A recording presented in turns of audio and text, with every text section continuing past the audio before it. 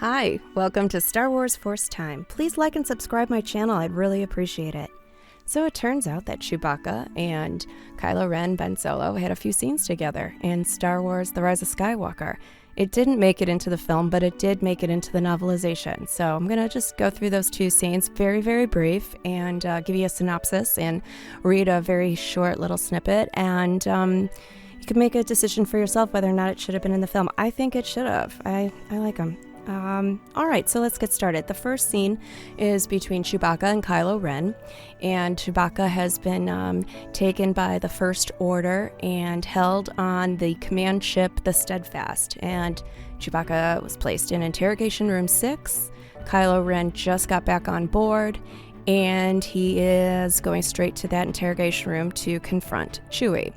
He goes in the room, and with the Force, he takes the shackles off of Chewbacca, so there's no restraints on him at all. And at that time, Kylo takes his lightsaber and drops it onto the ground. And he goes to Chewbacca, really angry. Go ahead, kill me. I know you really want to. And Chewbacca is just seething, but Chewbacca says nothing. Kylo continues to kind of taunt him to get a reaction out of him, blaming Chewbacca for his loss to Rey on Starkiller Base during their lightsaber battle because Chewbacca shot him with his bowcaster after Kylo killed Han Solo. Kylo makes it clear he said he is still not forgiven Chewbacca for that. Nevertheless, he pushes Chewbacca and then he brings up Rey, basically wants to know her whereabouts. Chewbacca gets very protective. Kylo can feel through the Force that he feels affection for Rey the way he felt affection for his father, almost as strong. That makes Kylo very, very jealous because Kylo said he never received that type of love from his parents, and the only type of affection he received in that way was from Snoke. So his little jealousy comes out there. Then he continues on to say that if Chewbacca doesn't give him the information, he's just going to go and take it for himself and rummage through his mind. And that's the little snippet that I'm going to read for you, just a short little paragraph. It should have been satisfying to watch Chewbacca wince in fear.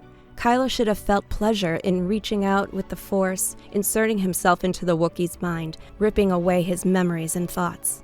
Instead, it was exhausting. He saw flashes of the Wookiee laughing with a much younger Han Solo than he himself remembered.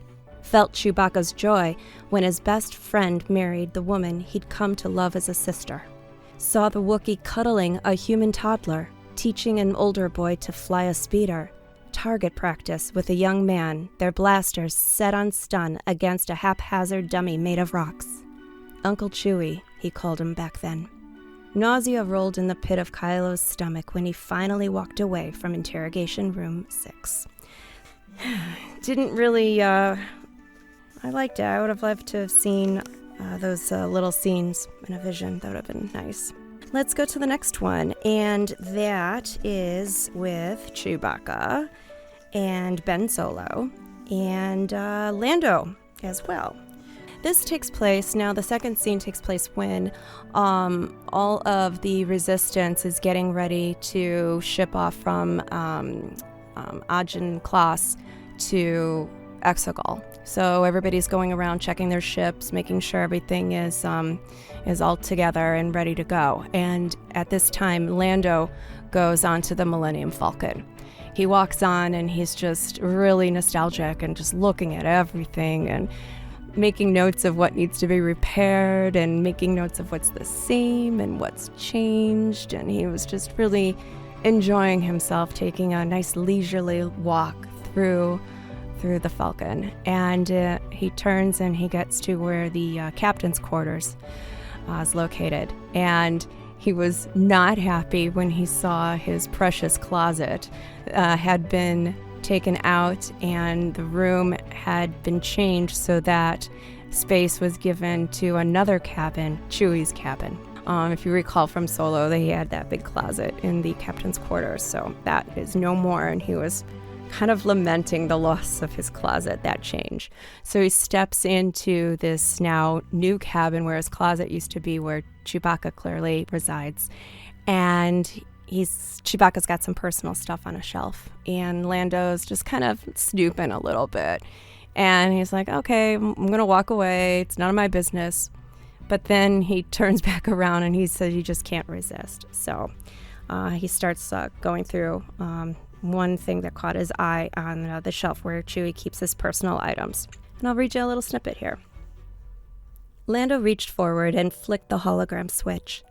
An image of Chewbacca himself was projected onto the disc in soft blue. He held a small human child in his arms. Lando leaned closer. It was Ben, dark-haired, chubby-fisted.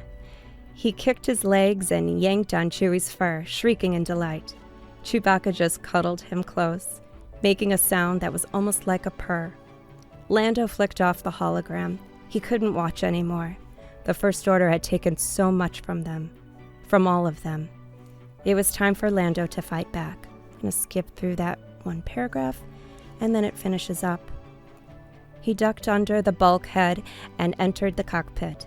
Chewie greeted him, and Lando spent a precious moment staring at his friend. Leia had held out hope for Ben until the very end. Turns out, Chewie felt the same way. He settled into the pilot's seat. Chewie moaned loudly. You said it, Chewie, Lando agreed. One last time. That's the second scene. So in that one we get, again, another young Ben Solo toddler playing with his Uncle Chewie. It really would have been nice to see those scenes, at least one of the two, in the movie. But nonetheless, we have it in the novelization, and so there you have it. There's some other little bits in the novel that I think I might make a couple more videos about. So, yeah, I like the scenes. I wish both, if not one of them, would have been left in. I think they were nice, bittersweet, nostalgic. Never really got to see that part of the family back in the day. So, all right, that'll be it. I'm going to come back with some more little bit of some morsels that I found in the novelization on other videos later in the week. So, in the meantime, may the Force be with you, always.